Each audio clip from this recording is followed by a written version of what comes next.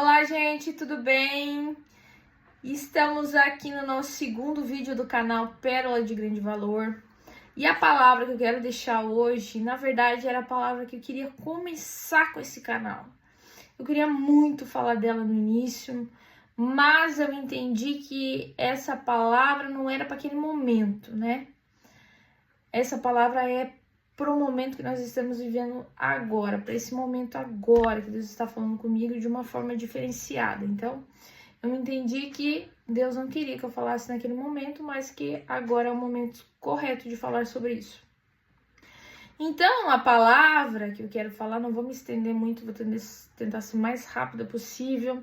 Ela tá lá em Mateus 21, 33. Ela é uma parábola.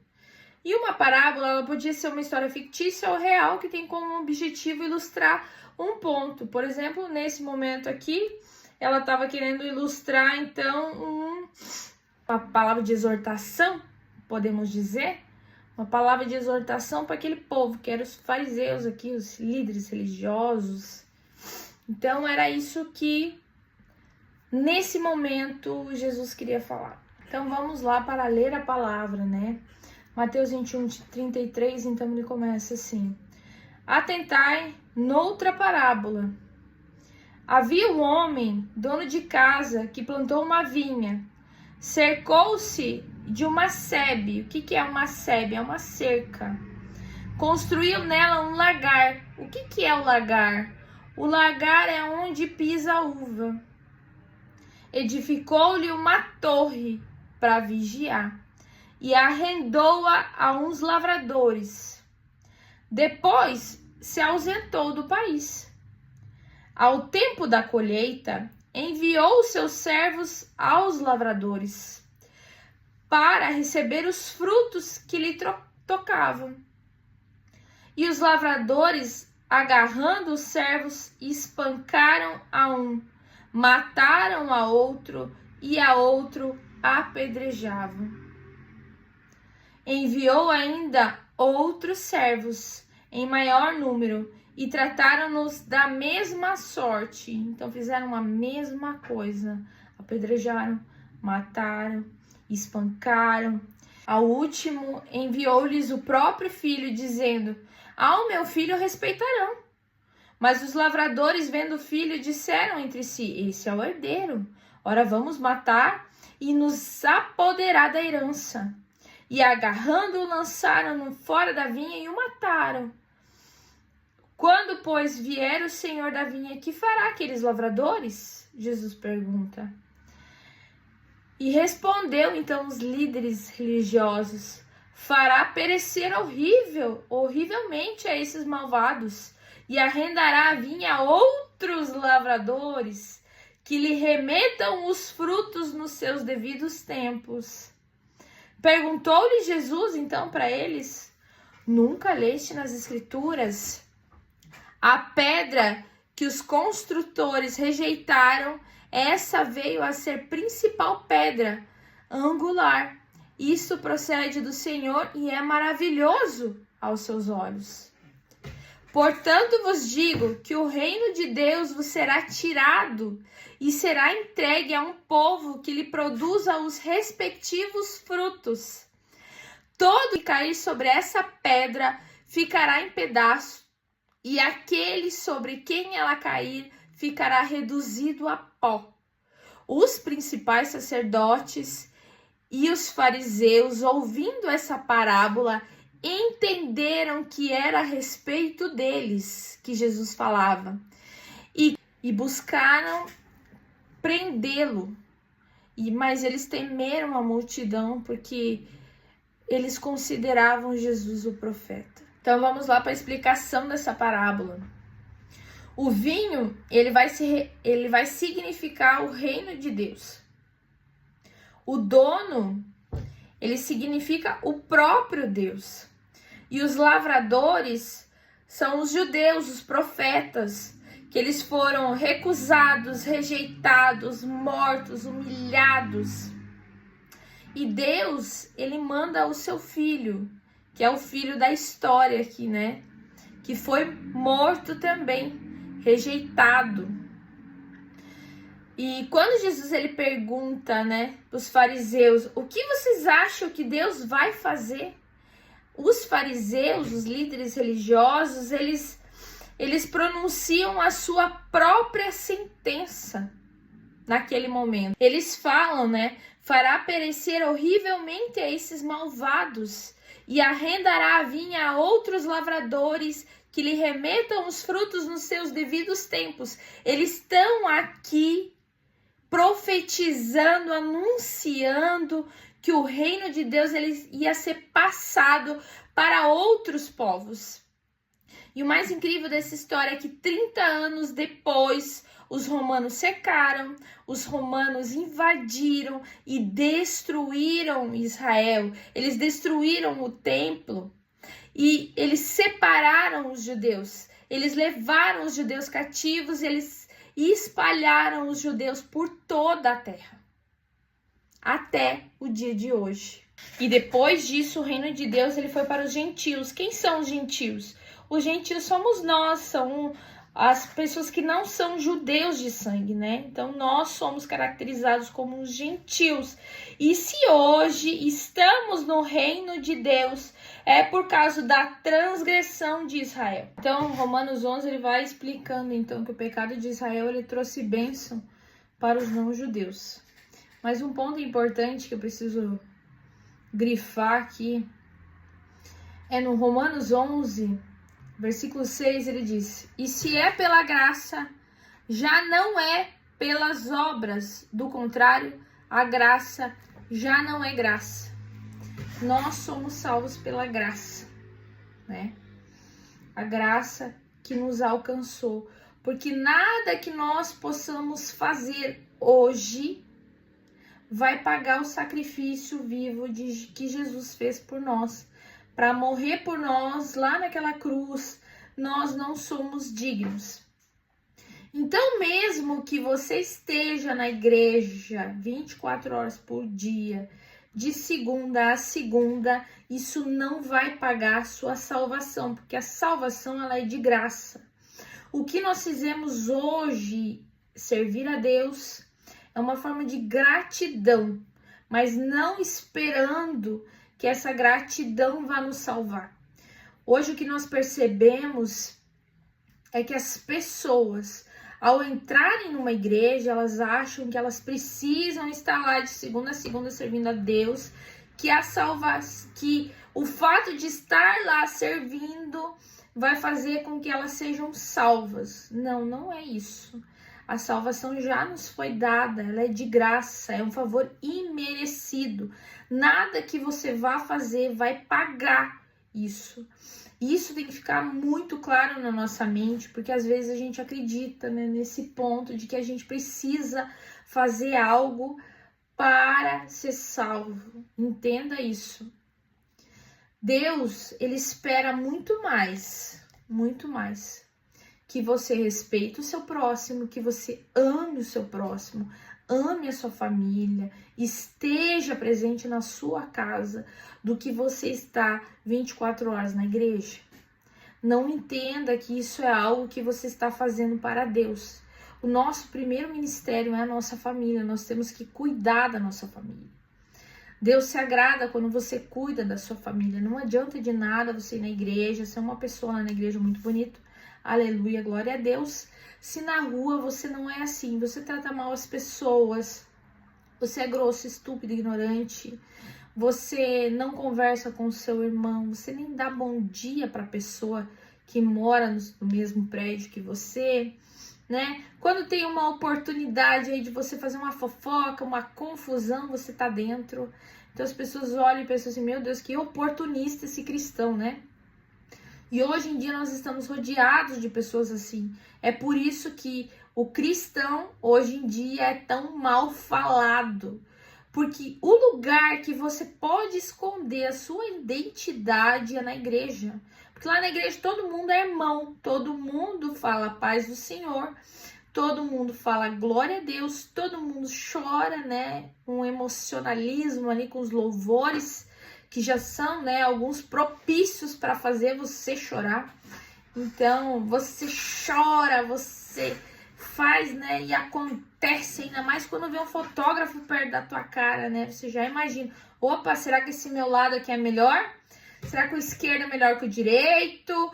O que eu vou fazer aqui para mim ficar bem na foto? Aí você vê o fotógrafo, já levanta a mão, glória a Deus, aleluia, né? Porque o lugar que você mais finge ser o que você não é dentro da igreja.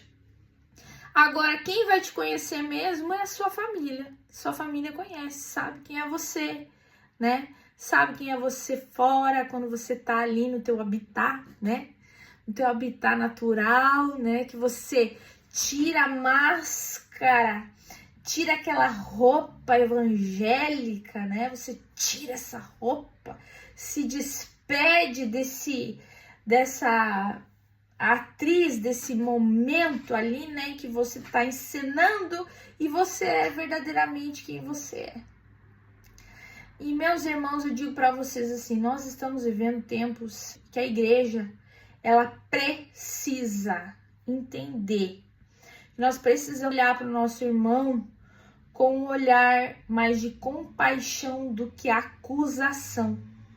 Nós estamos a todo tempo acusando o nosso irmão, olhando para ele, julgando, apontando o pecado, e nós nos achamos tão bons que nós não conseguimos perceber os nossos pecados e aonde a gente está errando.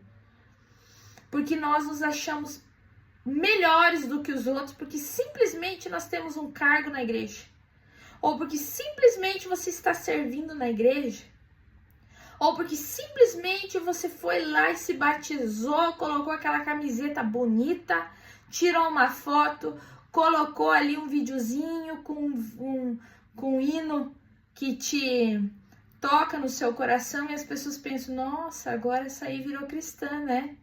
Mas tá ali, ó, falando mal do fulano, do Beltrano. Então a gente veste essa casca.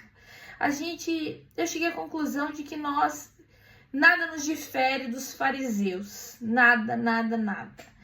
Hipócritas eram e hipócritas somos. Nós somos hipócritas. Nós mentimos. Nós às vezes queremos passar a perna no irmão. Nós às vezes xingamos no trânsito. Nós às vezes desejamos o mal do próximo. Quando a pessoa vai lá e te responde algo, você vem que vontade. Às vezes o Espírito Santo toca em você, mas às vezes você tá tão impulsivo, não tem nada de domínio próprio, você vai lá e ó, cospe um monte de besteira por mão. Então, nada hoje em dia nos difere dos fariseus. Nós somos fariseus modernos, em que nós olhamos para o nosso irmão e julgamos ele sem olhar para nós mesmos. Nós nos achamos melhor porque nós vamos na igreja e aquele irmão não vai. Nós nos achamos melhor porque nós fizemos uma campanha no meio da semana. Nós nos achamos melhor porque nós oramos e Deus responde a nossa oração, como se o outro estivesse orando errado, como se Deus não ouvisse um pecador. Se Deus não ouvisse um pecador, meus irmãos, coitado de nós estaríamos lascados. Graças a Deus que as misericórdias de Deus se renovam todas as manhãs, porque todos os dias nós pecamos. Nós falamos coisas que não condiz com a palavra. Nós temos que todos os dias buscar ser melhor. É difícil? É difícil. Não adianta você vir dizer aí que é fácil. Tem um evangelho fácil que está sendo pregado, em que Jesus é o seu garçom e que você pede as coisas e ele vai lá e te entrega. Né? Se você está precisando de dinheiro, Deus vai lá e te dá. Se você está precisando de um carro para dar na cara do teu irmão, Deus vai lá e vai te dar. Se você quer uma casa com piscina para fazer festa e não convidar os seus parentes e ficar falando mal deles ainda, ai, Deus vai me dar, porque eu sou abençoado. Eu sou o centro do universo. Eu sou o alecrim dourado. Nós temos esse falso evangelho que está sendo pregado. as pessoas estão acreditando e estão se achando os alecrins dourados dentro da igreja, como se Deus tivesse o dever de te abençoar. E não é bem assim, né? Então nós precisamos nos voltar à palavra, como eu sempre digo, entender o que Deus está falando conosco e precisamos urgentemente de uma metanoia, uma mudança de mente. Parar de acreditar em que essas profetadas que estão dando aí, que você vai vencer, você vai carimbar o seu passaporte, Deus quer te ver milionário, e parar de acreditar que a pregação, né, o pregar o evangelho é somente em lugares chiques e maravilhosos, né? Quanto mais dinheiro o pregador tiver, melhor e mais abençoado ele é. Gente, pare de pensar esse tipo de baboseira, porque se nós olharmos na palavra, nós vamos ver o apóstolo Paulo que perdeu tudo, entre outros os profetas. Meu Deus, gente, vamos se voltar à palavra e entender o que era pregar o evangelho naquela época. Hoje em dia tá fácil, tá bonito, ninguém mais quer Jesus, só querem status. Essa é a grande verdade. Nós temos que querer o Jesus que está na Bíblia, não um Jesus de conto de fadas, em que ele é o teu garçom e que você tem que dar ordem e ele vai. Meu Deus, olha, esse aqui é meu filho amado, meu filho preferido. Tá que nem João, né? Meu filho preferido aqui, o meu amado. Esse aqui, ó, vai sentar à minha direita, só pode. Gente, vamos parar de acreditar em tanta baboseira que tem na internet. Vamos nos voltar à palavra, que você não vai dar ouvido a esses falsos profetas, né? Vamos voltar aqui, vamos voltar à palavra, porque o rei está voltando. O rei está voltando, gente. Ainda há tempo de arrependermos, da gente se arrepender dos nossos pecados, criar vergonha na nossa cara, porque é isso que nós estamos precisando, criar vergonha na nossa cara, virar um crente que lê a Bíblia e busca a Deus de verdade, não esse crente que só pega um versículozinho e posta no Instagram e acha que tá balando. Nós precisamos voltar. Como diz a palavra, se você se perdeu o primeiro amor, volta lá onde é que você perdeu e encontre. E volte para a palavra, volte para Deus. Não busque a Deus querendo algo em troca. Não busque a Deus querendo algo em troca.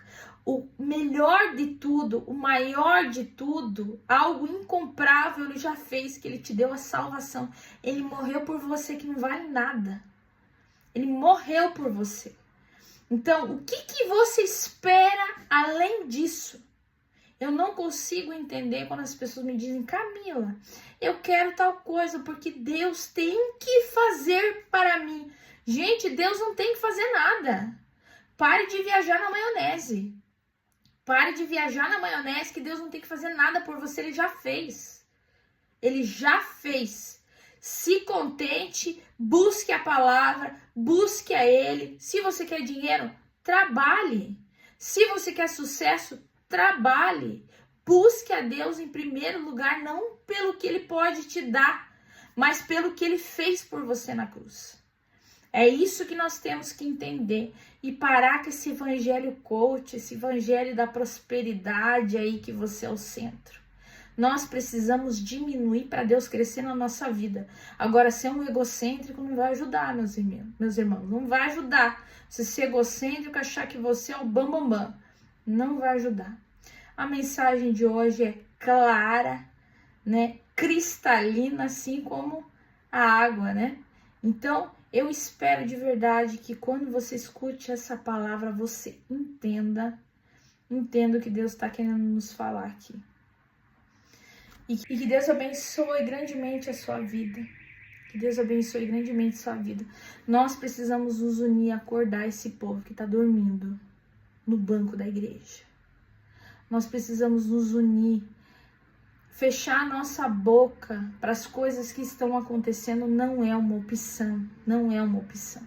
Nós precisamos acordar desse sono profundo, indiferente do momento. Nós precisamos falar o evangelho, né? E o evangelho de verdade. Que Deus abençoe a sua vida, abençoe a sua família e que essa palavra possa te edificar. Até o próximo vídeo.